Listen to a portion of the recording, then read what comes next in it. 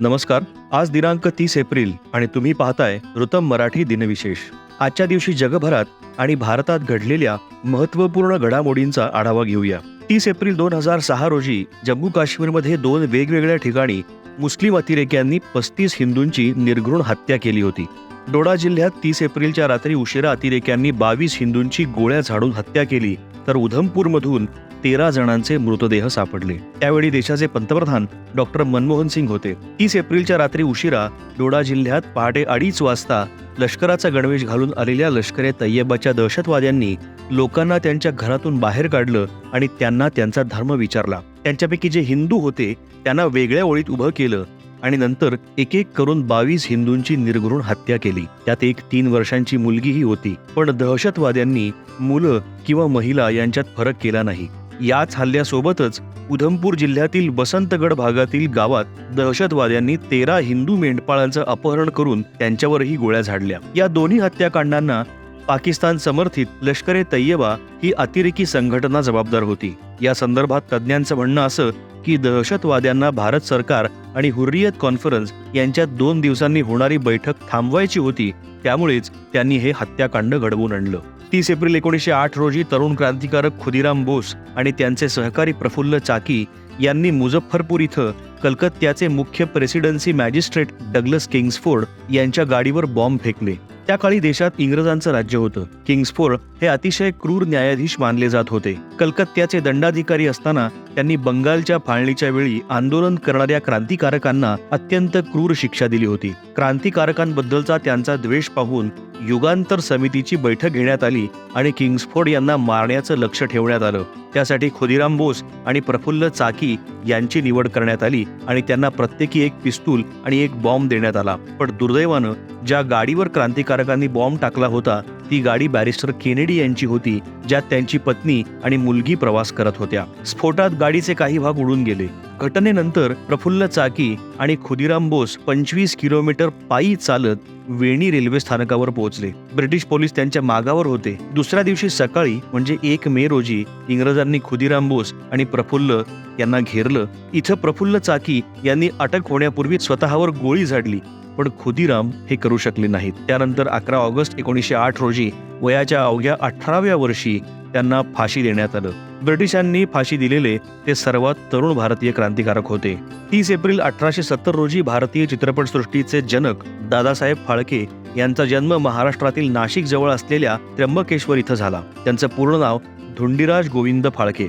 दादासाहेब फाळके यांनी चित्रपट निर्मिती, दिग्दर्शन आणि पटकथा लेखनाद्वारे भारतीय चित्रपटसृष्टीत अमूल्य योगदान दिलं. याच कारणामुळे त्यांना भारतीय चित्रपटसृष्टीचे जनक अशी उपाधी देण्यात आली.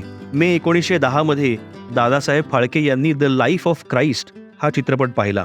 या चित्रपटानं त्यांचं जगच बदलून टाकलं. चित्रपटगृहात बसून चित्रपट पाहत असलेल्या धुंडीराज गोविंद फाळके यांनी टाळ्या वाजवल्या आणि येशू ख्रिस्तासारखंच भारतीय पौराणिक पात्रांवरही चित्रपट बनवण्याचा निर्धार केला. त्यांच्या या व्रतानं भारतीय चित्रपटसृष्टीतील पहिल्या फीचर फिल्मचा म्हणजे राजा हरिश्चंद्राचा जन्म झाला. हा चित्रपट बनवण्यासाठी त्यांनी सर्वस्व पणाला लावलं होतं. त्या काळात चित्रपट बनवणं हे सोपं काम नव्हतं. या चित्रपटासाठी त्यांनी पत्नीचे दागिने आणि मालमत्ता गहाण ठेवली. सर्व अडचणींना न जुमानता दादासाहेबांनी हे करून दाखवलं. 3 मे 1913 रोजी तो दिवस आला जेव्हा राजा हरिश्चंद्र हा भारतीय चित्रपटांच्या इतिहासातील पहिला वैशिष्ट्यपूर्ण चित्रपट सर्वसामान्य प्रेक्षकांसाठी प्रदर्शित झाला. हा चित्रपट खूप गाजला. पुढच्या वर्षी हा चित्रपट लंडनमध्येही प्रदर्शित झाला. राजा हरिश्चंद्र ही पहिली फीचर फिल्म, तसंच तो संपूर्णपणे भारतीय चित्रपट होता. 19 वर्षांच्या कारकिर्दीत दादासाहेब फाळके यांनी एकूण 95 चित्रपट आणि 26 लघुपट बनवले. गंगावतरण हा त्यांचा शेवटचा चित्रपट होता. भारतीय चित्रपटसृष्टीतील दादासाहेबांच्या ऐतिहासिक योगदानामुळे भारत सरकारनं त्यांच्या सन्मानार्थ 1969 मध्ये दादासाहेब फाळके पुरस्कार सुरू केला. हा पुरस्कार भारतीय चित्रपटसृष्टीतील सर्वोच्च आणि प्रतिष्ठेचा पुरस्कार मानला जातो. सर्वोच्च न्यायालयाच्या माजी न्यायाधीश फातिमा बीबी यांचा जन्म 30 एप्रिल 1927 रोजी केरळमध्ये झाला.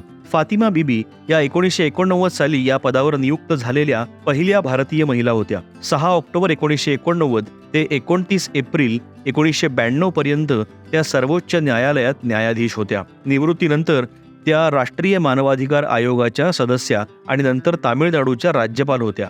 देशाचे माजी पंतप्रधान राजीव गांधी यांच्या हत्येप्रकरणी 4 दोषींनी दाखल केलेला दयेचा अर्ज फेटाळल्यानंतर त्यांनी तामिळनाडूच्या राज्यपालपदाचा राजीनामा दिला होता. 23 एप्रिल 2023 रोजी त्यांचं निधन झालं.